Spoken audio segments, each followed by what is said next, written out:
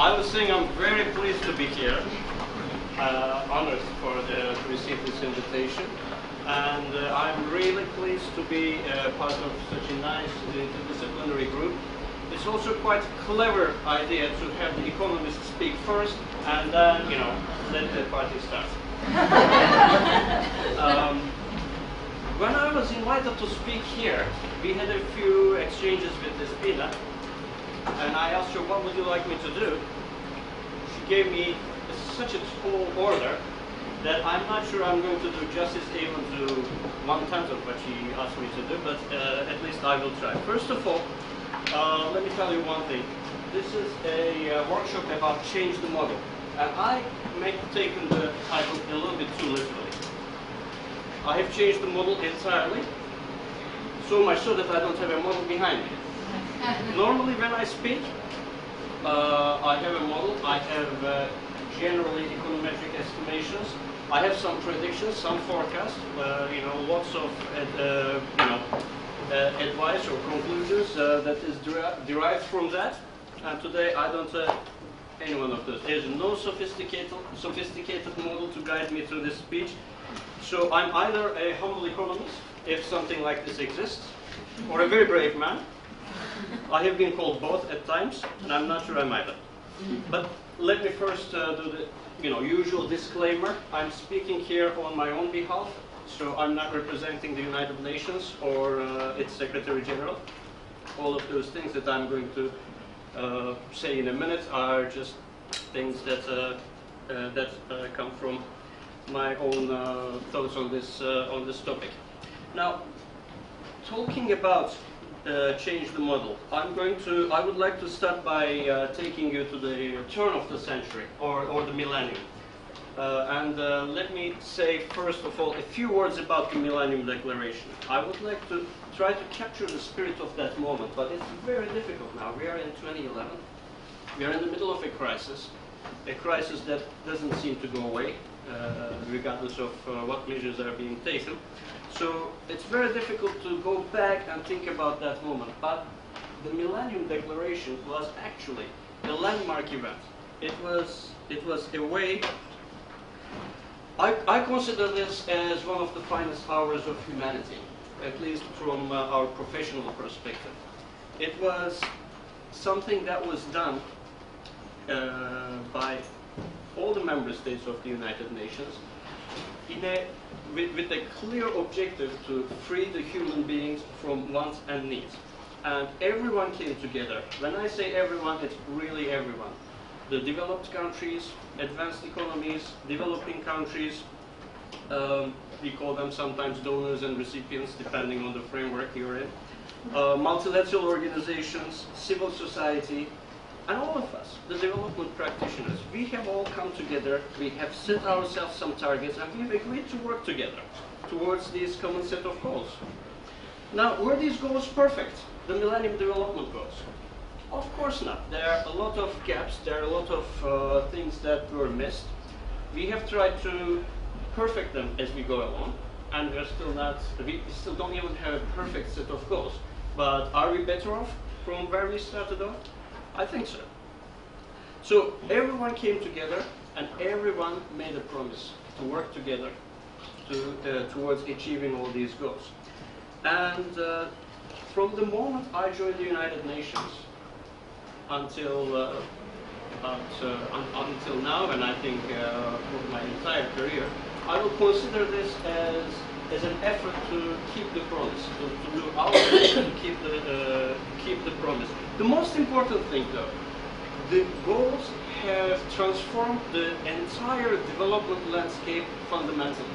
Before, we were thinking, actually that would probably have been more comfortable for me, because we would have been thinking about static models of economic growth.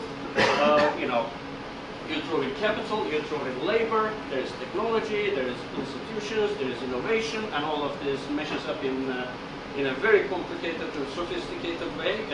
You write your equations, it looks like, it looks more like physics than economics, it looks more like a natural science than a social science, and you come out at the end with the output of the model.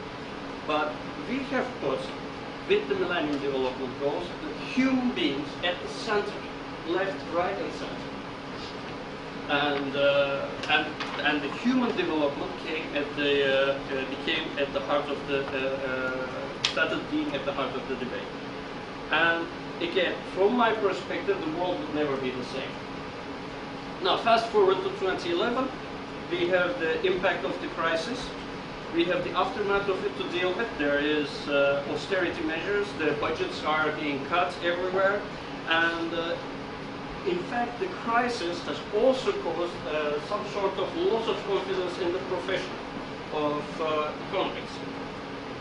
Now, the way I look at it is this was partly due to overconfidence in it before the crisis, and I will come to this point a little bit later before I conclude. But let me draw your attention also to a recent report that we have published yesterday. It's called MDG Gap Task Force Report. If you were to follow one of the links that this Pina shared with you, you would find the report, its executive summary and the press release about that. And a very nice fact sheet which actually tells you how far we are off from keeping our promise. It's a joint promise. I'm not pointing fingers at anyone. We all have to do more. So I just want to, I don't have visuals behind me today, but I just want to describe you the cover of that report, and I'd like you to compare and contrast it with what I said, keeping the promise. The cover has a few people, a few young kids from Africa, and they are saying, we are still waiting. So our job's not done. Now, what is the role of the economist in this whole debate? I'm just going to give you my own personal interpretation or my own personal experience. But before doing that, I would like to quote Truman. He repeatedly said one day, give me a one-handed economist, please. Because always his economic advisors were saying, you know, on the one hand and on the other hand. But the way I see it, our job is to make the difficult arguments. And sometimes to an audience that is either not willing or maybe due to our fault, not able to listen. What do I mean by that? Let's think about the model. Change the model. What are the components of the model? The first thing that an economist starts with when he's modeling, when he or she is modeling the world, are a set of assumptions. So the most important thing is to start from a relevant set of assumptions. And then you use your tools to describe the world. So then the next challenge is to come up with a coherent analysis. And finally, you come to the point where your models throw out their predictions. Now, the most important thing, I think, when I was saying overconfidence in the model beforehand, this is what I had in mind. If you run mathematical models, they are deterministic. If you apply these things to the world of physics, they are again deterministic. But models in economics are, I think, probabilistic, even though the methods that you use to arrive at your conclusions are copycat methods of physics. So they look as if they are deterministic, but in reality, they are probabilistic. So the key is not, from my perspective, whether or not we change the model, but it is to make sure that the model is understood, so we do not put too much faith or emphasis on a tool that cannot deliver some of those predictions in the same way as they are delivered in natural sciences, and to make sure that this model is then widely shared, that it becomes part of the discourse, or like a language which we share between among ourselves. And I think we can do a much better job at this point. So this is a criticism, self-criticism from an economist perspective. So change the model or keep the model, but we still have to share it. We have to make sure it's better understood. Now, again, let me come back to my day-to-day life.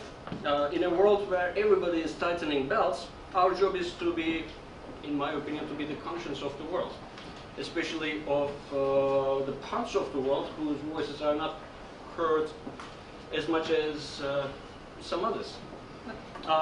Then how does one make this argument? To make this argument successfully, and I'm not suggesting that I succeeded every time I try, but at least the way I see it, to make this argument successfully, you have to demonstrate the benefits to everyone, right? So benefits from a world free of poverty, benefits from a world where everyone gets his or her fair chance, a safe and secure world where everyone has decent employment opportunity. In short, economics is about human behavior, and that has to do with incentives. So our job is then to frame the problems in such a way that the answers become self-evident, and we show that it's in the interest of everyone. Whether we are arguing for a donor nation to increase its official development assistance or its aid to poorer countries a little bit more, or whether we are arguing in the voice of the Secretary General to speak out to bring the interests of the world's poorest and most vulnerable people to the attention of the world's richest and most successful leaders and opinion makers and policy makers. Now, let me digress for a few more minutes. I said economics is about human behavior. Therefore, it necessarily has to be based on irrational behavior. Tastes and preferences do not follow convex or concave curves. They are not complete, right? They're not always coherent. You know, one day you prefer cornflakes for breakfast, the next day you prefer a bagel. This doesn't make you mad, but it just makes you human. And at the end of the day, when I said probabilistic, that's also very important because, you know, there's a term which has become much more popularized after Nassim Nicholas Taleb's book. But black swan events do occur. So the normal distribution that's at the back of our minds when we make statistical inferences could be a very good approximation of the world, but only sometimes. So what's the probability of experiencing, say, a crisis like the one we did? Before the crisis, all our models would have told us that it's negligible, but it's happened. So it doesn't matter if the probability is 1 over a million. When it happens, right? So we need more humility, more open conversation as to what we can and what we cannot say with confidence. And if we were to do that, that would help. Now, I'm almost about to end here.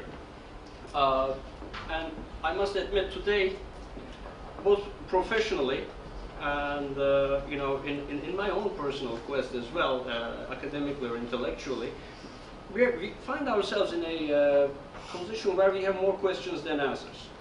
But this is good. It's important that we carry on with the dialogue, and it's important that we do it at the UN, we do it elsewhere, we do it at academia, and it's important to speak and to listen. Now, I haven't had a nice presentation, but I'm hoping that my colleague Robert Kirkpatrick will make up for my shortfalls. So if you take the average, we'll be quite good. Okay, thank you very much.